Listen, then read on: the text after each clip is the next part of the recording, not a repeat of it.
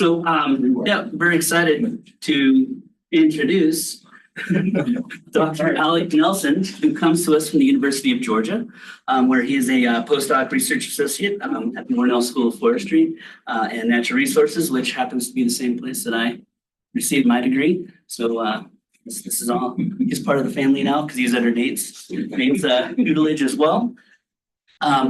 So his research went away. No, so Alec research focuses on conservation planning and ecological modeling at the landscape scale, trying to integrate valuation techniques to understand and anticipate climate and land use change and things of that sort. So I think it's gonna be pretty cool to hear more about his approaches because they tend to not be approaches that I know very well. So I'm excited to learn. His previous training, he's traveled a lot, but it's mostly been along the East Coast. So Middlebury up in Vermont was where he did his undergrad. And then fortunately or unfortunately, we're unsure on Clemson as a master's location. And then at Georgia for his PhD. So I'm gonna let Alec take it away and looking forward to it. Thank you, everyone.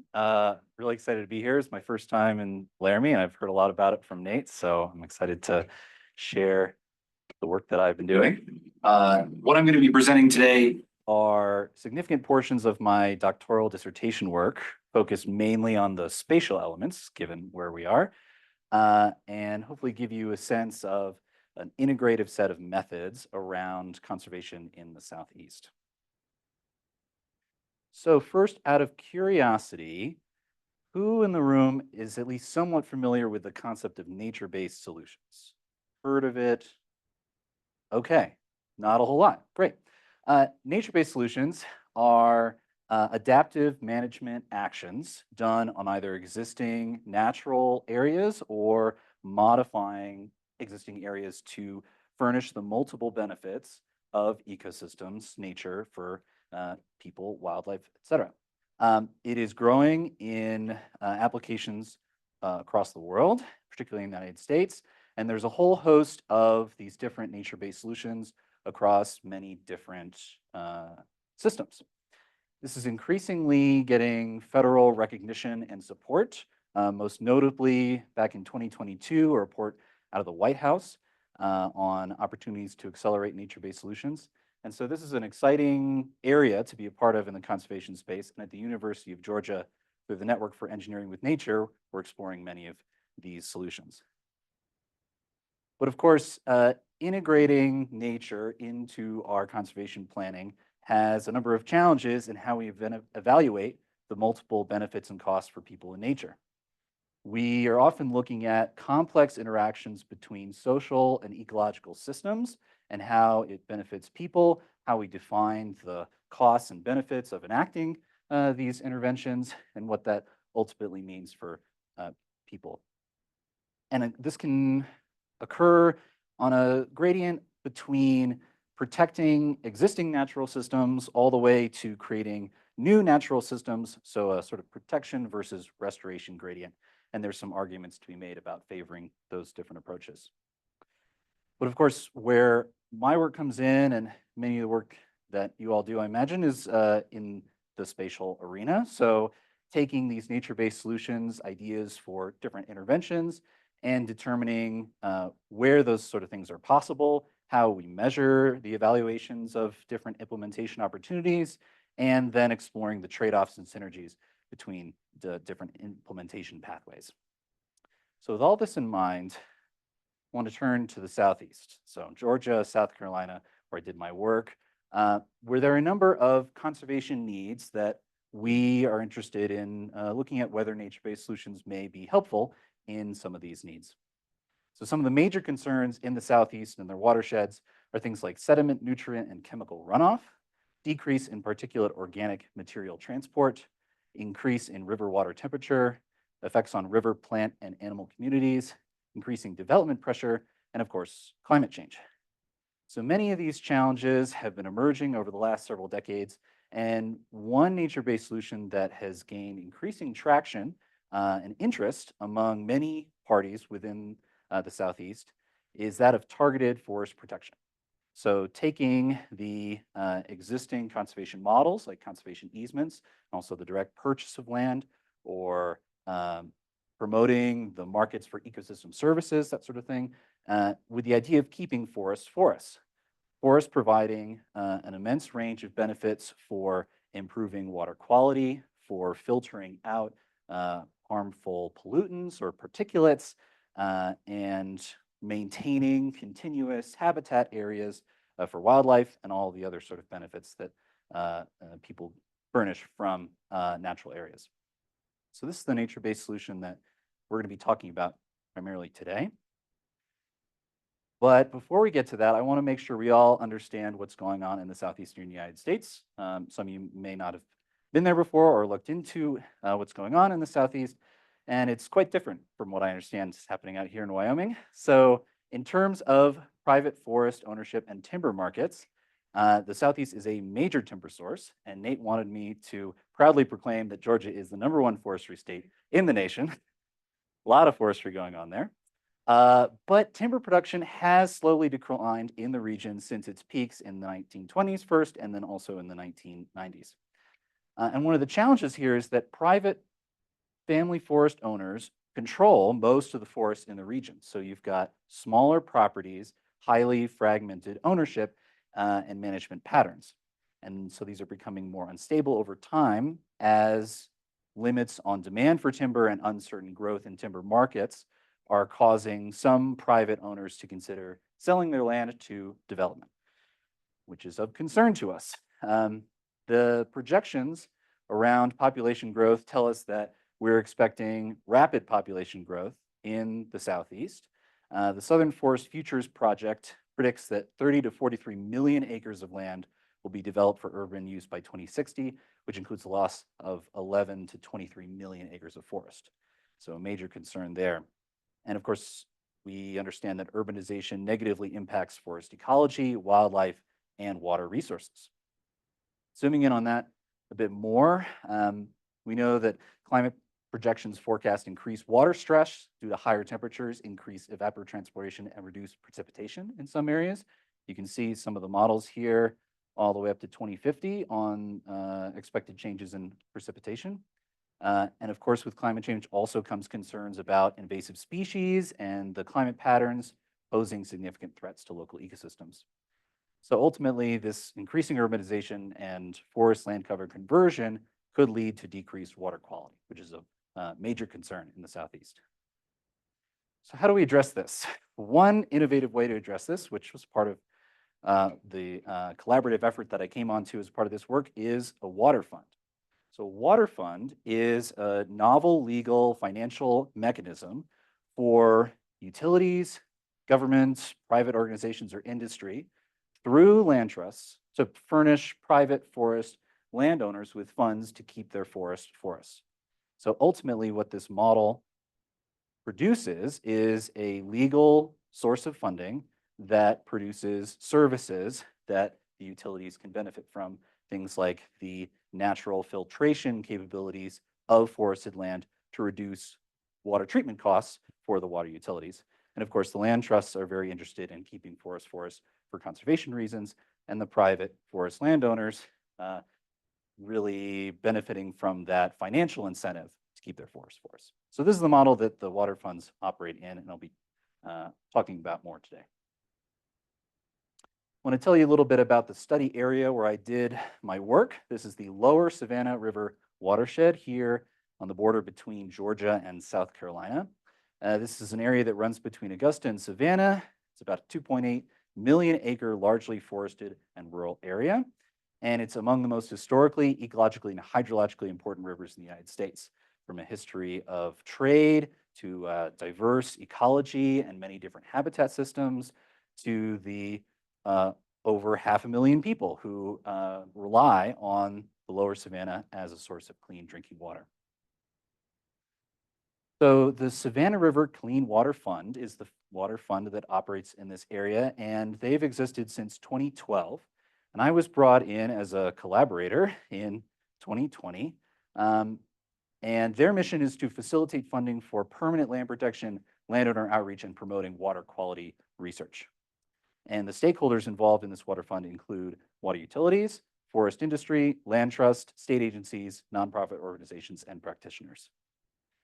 They brought me into this collaboration to help them prioritize their efforts to meet their goal of protecting 60% of the watershed as forested land. Put that in perspective, 17% of the watershed is currently protected forest. 61% of the watershed is currently forest, and 28% of that forested area is protected. So there's a fair bit to go to get the watershed sufficiently protected. So my objective as a part of this collaboration and as a part of my doctoral work was to identify priority areas for land protection to coordinate conservation incentive programs like conservation easements. So these are the chapters of my dissertation, so you get a sense of the overall scope of things that I looked at. First thing that we were very interested in was landowner values.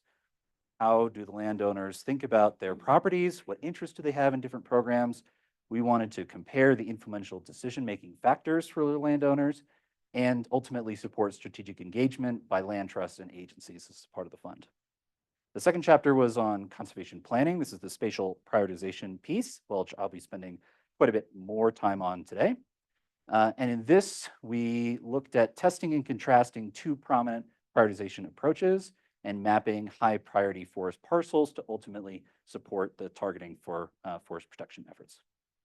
The final chapter, which I won't spend any time talking about today, but if you're curious, you can ask me later, was about a stakeholder engagement planning framework that I put together, mainly to reflect on how stakeholder input was elicited during this process, which is a little complicated by the fact that it primarily took place in 2020 and 2021.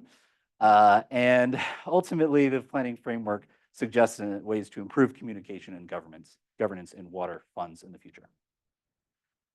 So I want to talk first about that landowner survey piece, and this is where we assessed what sort of values private forest landowners hold.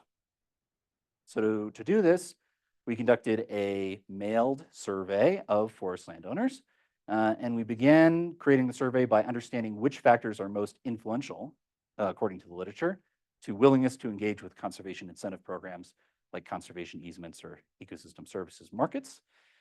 And we were interested in comparing social factors, social reasons for owning, their opinions about the future, their concerns about the future, with resource condition factors, things like how much land they have, how much they rely on that land for their income, and which of those factors are more influential to select the most appropriate decision support sources. And ultimately help us identify strategies for engaging with different landowner groups. So how do we do this? Well, we identified the factors, we pulled out some in particular. So some that stood out were things like knowledge of programs, investment ownership objectives, and acreage owned being quite well known as being influential for landowners. And the structure of the survey is primarily based on the National Woodland Owner Survey by the U.S. Forest Service. We followed the Dillman's The Tailored Design method, which involves 3 phases of mailing. First, an initial postcard, which you can see here with an online version of the survey, and then the full survey packet to all recipients. And then for those that didn't respond, a follow-up version of the survey with a full packet. We also included an incentive, which was very fun. We raffled off 4 $500 chainsaws as a part of this survey, and lots of people were very excited about that. So we surveyed over 2,500 private family forest owners, and we only surveyed those with at least 100 acres of land.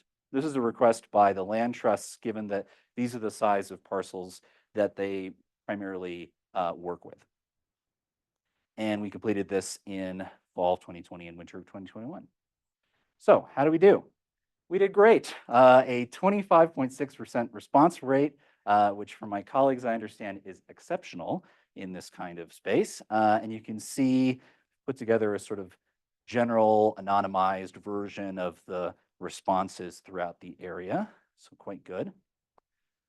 And what did we learn? Well, you can see these are the results for interests in different programs. Here we compare a cost share program available throughout the region, and then conservation easements as another prominent program.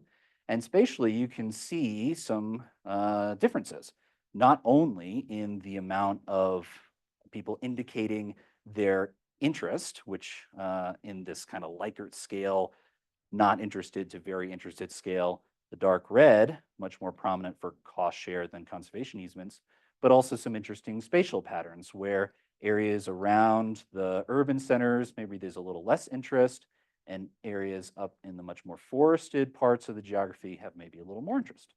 So interesting patterns there.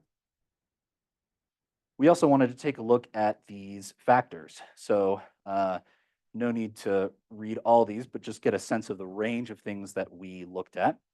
Because we had so many of these variables, we wanted to condense them down into factors using exploratory factor analysis, which we assessed using Cronbach's alpha, and then conducted binomial logistic regression on these factors, with the response variables being the familiarity and interest in each of the conservation programs that we asked about.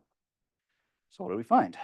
Well, we found for interest in programs that when we compare social factors like capital being a reason for ownership, a connection with forestry agencies as a source of information, that those ranked quite high as important variables in these models. Whereas something like area in acres, which the literature tells us is a very explanatory factor in many of their models, actually scored quite low on this scale. So what does that tell us? Well, ultimately, it tells us that for this study, at least, that social factors were generally more influential than resource condition factors. And the most influential factors for landowners in their interest in programs was information received from forestry, federal and state organizations, investment reasons for ownership, and whether they were actively conducting fire suppression and timber harvest.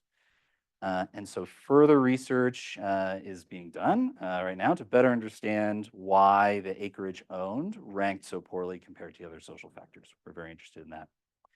What I've done here is I've taken the average interest in all programs and I've split it into high interest and low interest. Keep this figure in mind. You will see it again. All right.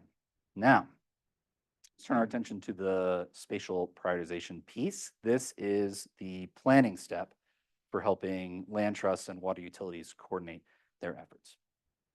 So for this stage of the work, I went into it with the systematic conservation planning decision support framework in mind. This is how I was taught to think about spatial prioritization, and it follows some key steps for a stakeholder group, which involve looking at things like the scope, stakeholders, context, and goals of the project, and then moving into data collection and setting objectives, using the data collected to re-examine the fit of the scope, and then moving into looking at the current status of protected areas or areas of conservation interest, and then selecting additional priority planning units.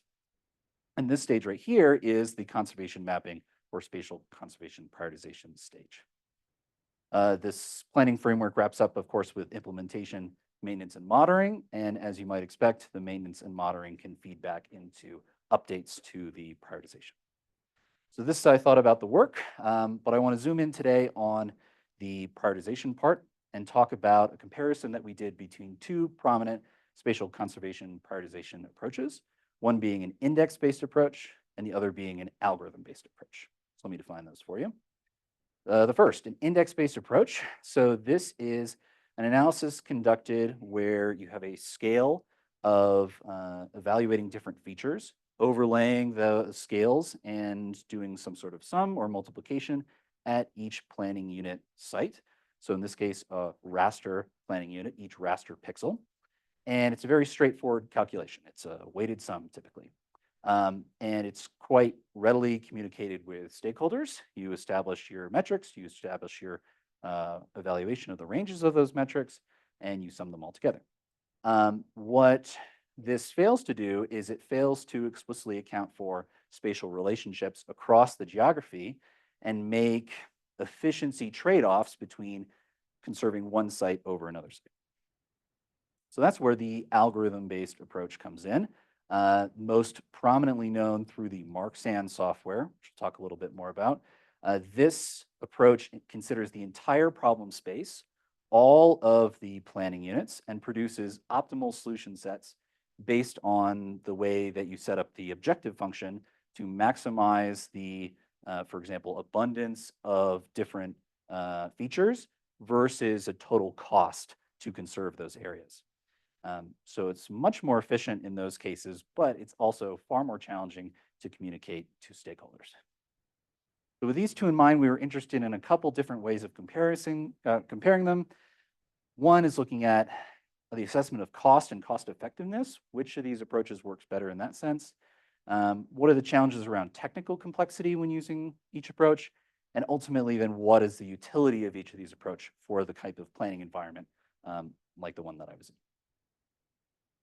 So this was the goal of the prioritization as established by myself and the stakeholders in the Savannah River Clean Water Fund. We were asking the question of which areas of forested land are the highest priority for protection or mitigation from urbanization based on potential impacts on water quality.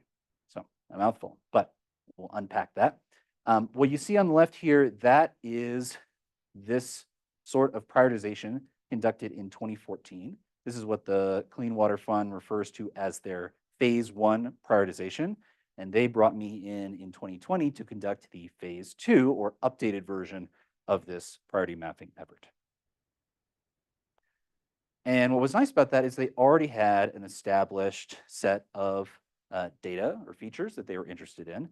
Of course, some of these were updated because they were more recent than 2014, but by and large, these were the features that we looked at. And importantly, we use these same data sources for both the index-based approach and the algorithm-based approach. And so some of you may recognize many of these data sets.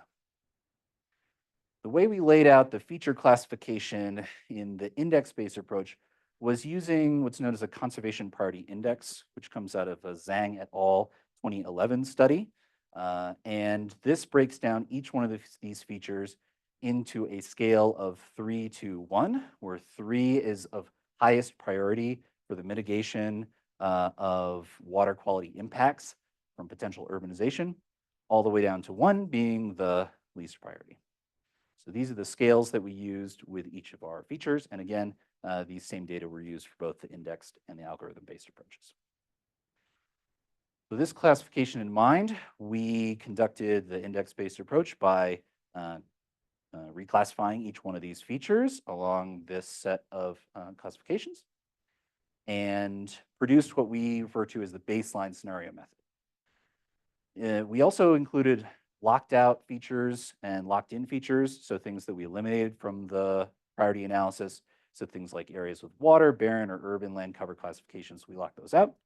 And then areas with existing protection, we locked those into the prioritization. So as I've alluded to, it's a weighted sum of classified feature data. In our case, we set the weights equal to 1, although that's something that we could certainly explore more in the future. And then we took that index, which I'll point out here goes from 0 to 21, all the way up to the dark blue, and summarized that to priority groups. This was something the stakeholders requested, and it makes it easier to have 4 different groups based on a natural breaks classification of the data. And then, most critically, we extracted the mean priority group value and now had a classification of individual parcels. So now our land trust stakeholders could go out and look at specific parcels which have been prioritized specifically through this index. So this is very cool. But as we got talking about it, one thing that we noticed is that cost was not being accounted for in any way in this analysis. And our stakeholders told us that this was very important. So we went out and looked and found a really nice cost data set. So this is Nolte 2020 study, which produced a nationwide high-resolution land value maps. It was created using Zillow's Z-Trax parcel level property sales and gave us fair market value estimates for each one of these 480 meter pixels. We resampled this down to a 90 meter raster planning units for our analysis and used this as our cost layer. I'll note, by the way, that while we kept the fair market values as they were here in our assessments afterwards, we rescaled these values to correspond to the actual costs for a land trust to enact a conservation easement on their property. Given that conservation easements are one of the most popular ways to conduct these sort of interventions, we scaled the fair market values to about 30 to 50%.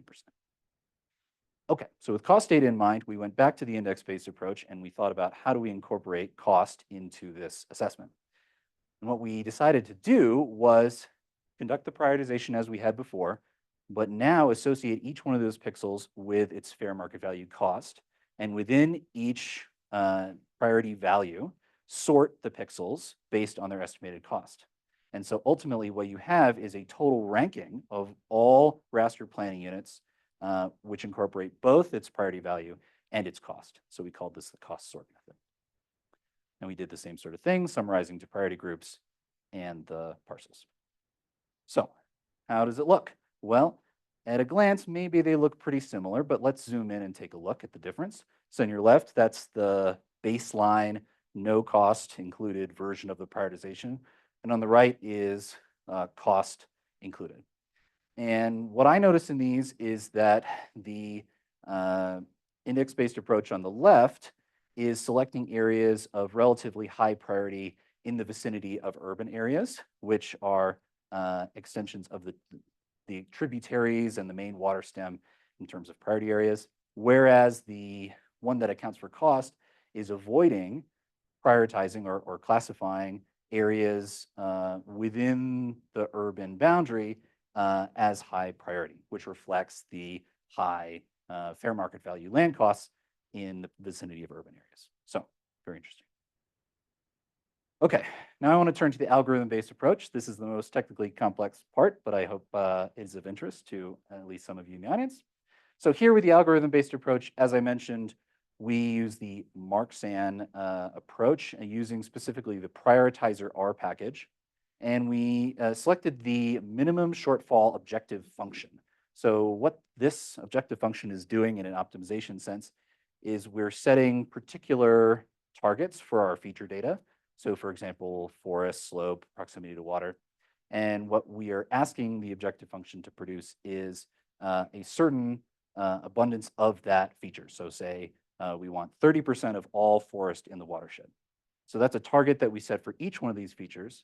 And then the minimum shortfall objective function is trying to reduce the shortfall, the distance between what the optimization produces and the feature target that we're asking it to set, and to minimize that across all of the features. So it's a pretty balanced approach.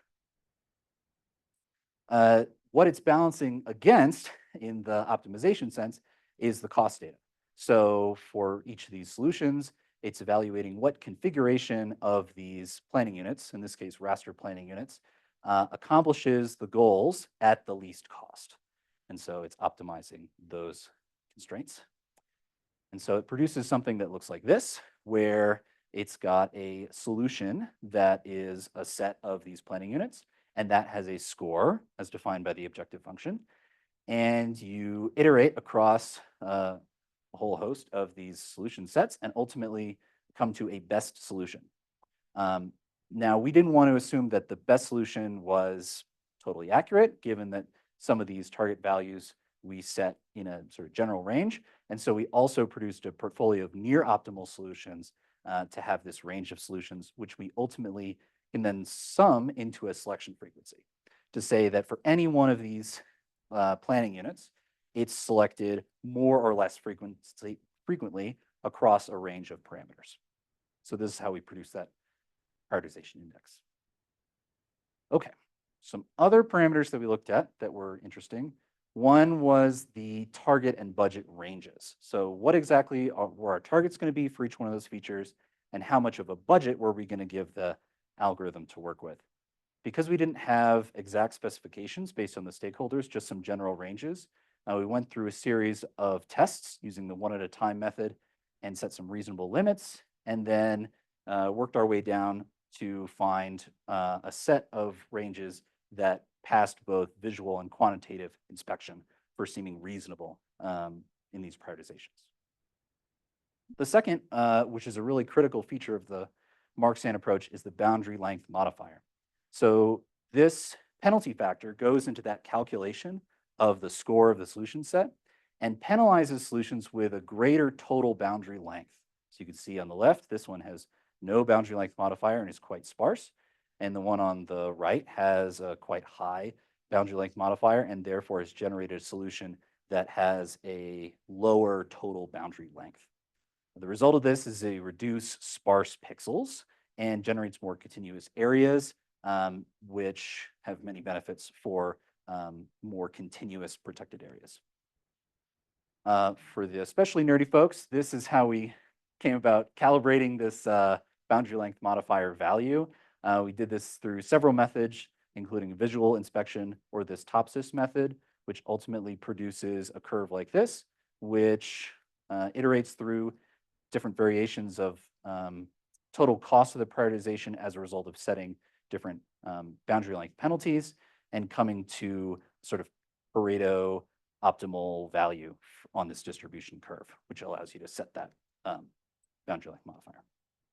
All right, out of the weeds, into the results. What do we find? Well, here is the algorithm-based approach results. Looks fairly similar to before, so I want to do a spatial comparison between the index-based approach and the algorithm-based approach. And the way I want to present this is by doing a sort of overlap analysis where I summarized these two approaches into high and low priority, and then showed areas of where both agree that it's high priority being the dark blue, and areas where they both agree it's low being the yellow, areas where the index-based approach thinks it's a high priority in the brown, and places where the algorithm-based approach thinks it's high priority in the light blue. So what I noticed with this is that the index-based approach is being a little less discerning about some of the tributaries up here near Augusta. It wants to get many of those tributaries captured in the ultimate prioritization, whereas the algorithm-based approach is avoiding some of these areas, potentially in part due to that boundary length modifier, where it's trying to find more continuous areas near the main stem or the tributaries. And in fact, if you squint, you can see that the light blue tends to form around the tributaries, which indicates a sort of broader range of a riparian buffer that it's suggesting is of higher priority and contiguity with existing high priority areas. Okay. How do we do on the cost effectiveness side? Well, this is an assessment we did looking at giving both approaches a certain goal in terms of total percent forest land cover, and then looking at how much that would cost in order to implement. And you can see the index-based approach is in blue and the algorithm-based approach in green. At each one of these steps, the index-based approach is more expensive than the algorithm-based approach to conserve the same total percentage of forest land cover. You see a similar trend over here. We flip the axes in a way, and we give each a certain amount of budget to accomplish its goals, as much acreage as it can.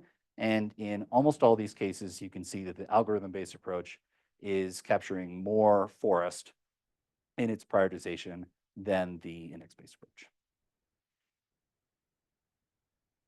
So let's return to this comparison here and think about what we found. We found that the algorithm-based approach is doing a better job of assessing cost or cost effectiveness, but the index-based approach is pretty close. Obviously, with the amount of parameters that you saw, the algorithm-based approach is far more technically complex. And as the one who did all these analyses, took a lot more time. So what's that mean for the utility for planning? A straightforward assessment where you want a ranking of potential sites in order to conduct these interventions, the index-based approach is going to be the way to go.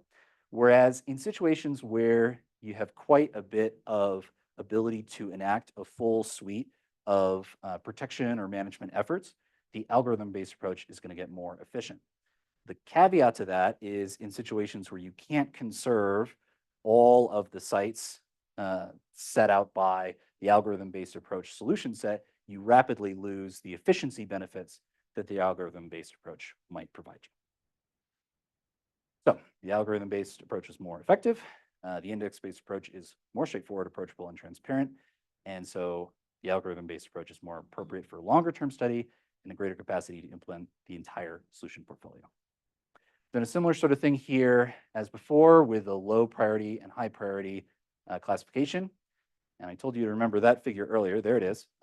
We were interested in doing an overlay of these out of curiosity to see what shakes out. And it turns out you can have this sort of overlay here where areas that are both high interest among forest landowners and high priority based on our prioritization show up in dark blue when you overlap the two, and then the sort of variations of that going down. And we hope that this sort of assessment can be really helpful for our stakeholders and planners to target those areas on this landscape where the interest is there, where the prioritization says these are great sites to accomplish our goals.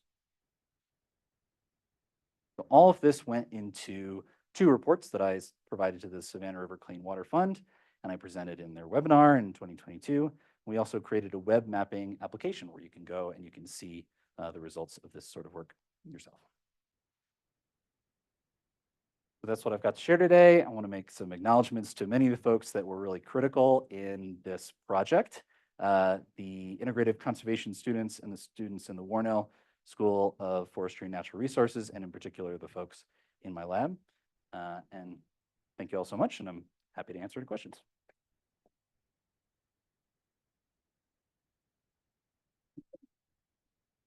I think we do have time for a few questions. Beth, you want to go? Yeah, I have a question. So what's interesting, thinking to one of the very first slides that you showed about the models for climate change, the results very much sort of follow the floodplains, right?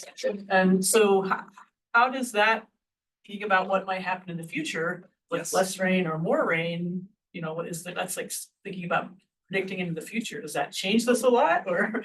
Well, Or it's a not. great question. We were interested in this and we looked at it, and the way we went about it, which surely there are many other ways, but the one we tried was an EPA data set. It's the ICLUS data set, which are their projections of future land use change. And why we were interested in these is because they explicitly account for climate change in their projections. And somewhat disappointingly, what we found is that in this particular region, only about 2% of the landscape, it has the potential or likelihood to change from a natural land use to a non-natural land use over the next 50 years. Which somewhat deflates the argument that this is an area of increasing urbanization where there's a lot of potential crisis. But that is just one way that we've looked at it. I think there are certainly many other ways to look at this question of climate and what effects it might have. Thanks. Yeah. Ramesh? So first I will ask some questions to understand the area, and then this. So is that all pine trees when you talk about forest? It's a lot of pine. Commercial forestry and pine? Yes, it's a lot of commercial pine forestry, yeah. Okay. So in that algorithm-based approach where you had a layer for forest, did you take into account private forestry that go through some rotation? They cut it after 30 years or so. So there are some forests that are like very early on. Yeah. So the chances of them staying as forest is going to be much longer. Right. Than something like it's 25 years old, they will cut it in 5-6 years. Yeah. It's a So- great point. We didn't look at that, but that's certainly a great observation. Yeah. And I assume the riparian that it is picking up are not pine, it will be some other species then? Yeah, it could be a mix of different species. Yeah. So that is an interesting question of areas of pine management, timber management versus the riparian areas. And that's not something that we looked at explicitly. So then, if you take that into account, do you think the model output might come out different? If you Yeah, certainly. instead of treating all of them as forests? Right. I think what you'd want to look at are areas where these pine plantations were in proximity to the riparian areas. Because if what we're interested in is maximizing the benefits for improving water quality, then you'd want to look at the spatial effects between where the pine management was taking place and the actual water sources, where we might expect to see these benefits. Just a note about the pine management in the southeast is that there are riparian buffer requirements And the assumption of keeping forest is not that you won't harvest it, but that you will replant it once you harvest it. So the long-term benefits you gain from soil erosion and infiltration and all those things are expected to be maintained even in a managed forest landscape. So it's not really the expectation that we were looking at those pulse events that would occur with a single harvest that might increase sedimentation for a short period of time, that sort of thing, so. Any other questions? Okay, I have one. Go ahead. Go back to. Okay. I wanted to ask a question about some of the methods that you use to collect data. Sure. And questionnaire surveys are just one of several techniques that you could use to collect data from stakeholders. That's right. And they may miss on some of the rich conversations that takes place in focus group meetings and interviews. Yeah. And I was just curious about why you didn't complement questionnaire surveys with maybe focus group meetings that are done via Zoom or interviews that are done via the phone. Yeah. Totally. Yeah, it's a great question. And we absolutely thought about that sort of follow-up next step. I think the time period and the context of 2020 put a damper on our thought of, engagement, even remote engagement. I think we scaled back our expectations, certainly limiting the quality of our data, potential data sources. That was the main reason. Yep. Do you have any stats about how much acreage the water fund acquired after you turned in your papers? I don't have specific acreage values, but I did hear recently that the city manager of the city of Savannah used these products in order to purchase several parcels around one of their water intake sites for their water utility. So that was very cool to hear that it is being used, but I don't have exact numbers there. I like to talk a lot. I especially liked the incentive that you guys added to get them to fill out the survey. That was good. I mean, I guess my first question maybe is silly, but like, I'm like wondering how you got that approved or whatever. Like, how did we'd like to use $5,000 for 10 chainsaws? Right. Like, okay. We had a very generous grant, and the state forester of Georgia, Scott Thaxton, recommends chainsaws. I asked him, what's gonna get people excited? He was like, yeah, chainsaws. So yeah, we had the funding to do it, and we raffled them off. Is it spark arresters? Sorry? Is it spark arresters? I don't know. Well, good question. They're all electric. Yeah. Well, I guess if no one else I got another one. I thought it was kind of also interesting how it looked like there was like a edge effect of where people were like, maybe, I don't know what the gray represented, like urban or some other development non-forest, but like the ones that were on the edges seemed more interested on how to conserve, but then, the ones on the inside were like, didn't really care. Right. So I just wonder like, I wonder if you're like, okay, let's pretend that the people on the edges were sold or gone, now you care, right? Like, Yeah. can you respond in that case? Sure. Those are really great questions and something that we're interested in looking at in the future. We've got a lot of questions around the spatial effects of these landowner behaviors. And there's a number of things that we're considering, things like the spatial proximity between different landowners and the similarity in their interests, proximity to urban areas, and then the interaction with acreage and what effects that might have on their behavior. So yeah, there's a whole host of spatial questions we could ask. So I think we've only scratched the surface here. Cool. And then Alec, this semester I'm teaching a geovisualization course. Okay. And then this week we are looking at different interpolation techniques. And I saw on one of your slides you had inverse distance weighting. Yes. And I was just curious if you managed to compare IDW to other techniques like rigging or lining and so forth. It's a good question. It's the one that I'm most familiar with. It's the one that I went with. These maps that we saw, these sort of hotspot maps, I think there are some real limitations from an analysis standpoint.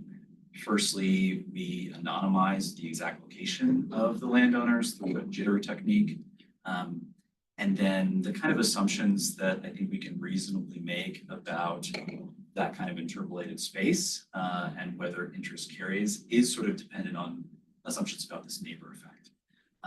So I would say IDW in this case produced the kind of heat maps to give us a general sense of the spatial distribution. But certainly if we had more confidence in the spatial proximity producing meaningful interpolations, then yeah, I'd absolutely want to look at different interpolation methods. Quick one. Just thinking about that, so we're also, there's a class that I'm gonna teach a lecture in a couple weeks from now, and it's ethics in computing.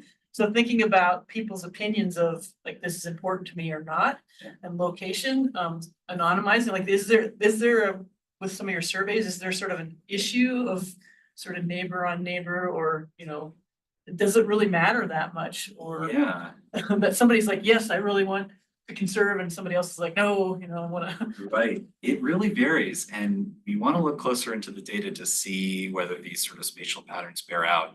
On a broad sense, we didn't find any broad spatial patterns that seem meaningful, but certainly as you break down different amounts of acreage or different reasons for ownership, we wonder if we might find some of these spatial effects and see. Wouldn't want those results to sort of pin somebody necessarily. to Sure. One, I mean, that's very interesting. Yeah, I mean, in this case, this kind of survey is much more what would you do, but not holding them to specific parameters. And if we were interested in a much more discerning kind of survey, we might look at choice ranking survey to get at those kind of like, what would you do with X amount of money kind of questions.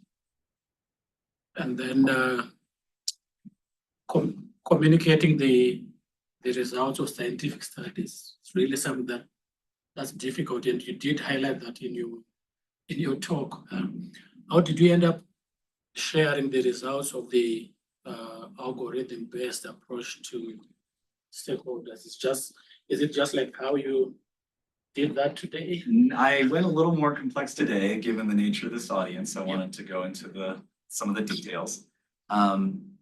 Ultimately, I tried to make the arguments to the stakeholder group around costs, because at the end of the day, that's what many of them came back to as the bottom line, is where can we get the most cost-effective prioritization? And so I tried to really emphasize that and say, if you do this whole suite of technical analyses, you get this amount of increase in your cost effectiveness. And they seemed to respond well to that, even if I think there was still some degree of kind of black boxiness of that. Sure. Yeah, Cool.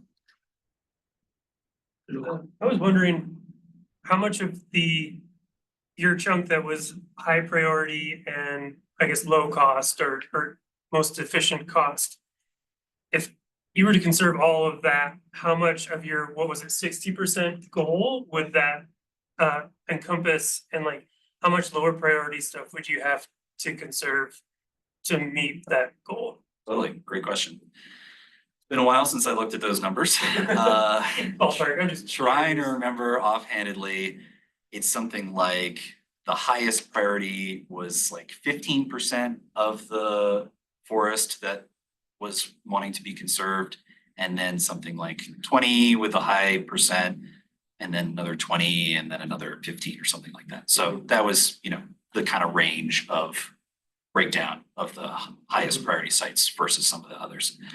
So yeah, they'd have to go pretty substantially far into that ranking of sites in order to approach their total goal of 60%, which is really ambitious. Yeah.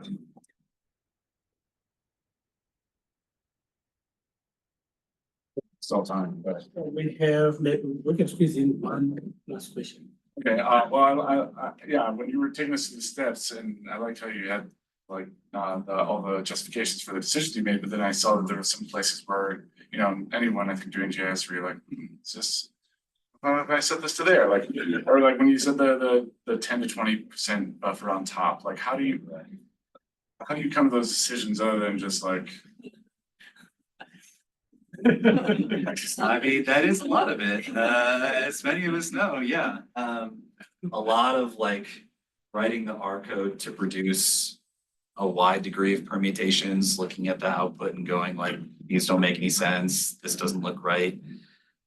You know, in some ways, I think my perceptions of what look like reasonable solutions is somewhat biased by the index-based approach and the phase 1 2014 version to get a sense of, okay, what are the data telling us in that kind of assessment about where we might expect to see those priorities? But yeah, in a lot of cases, it just came down to trying to make some reasonable guesses. It's the art of modeling. Yeah, exactly. Okay, we are out of time. Help me to thank.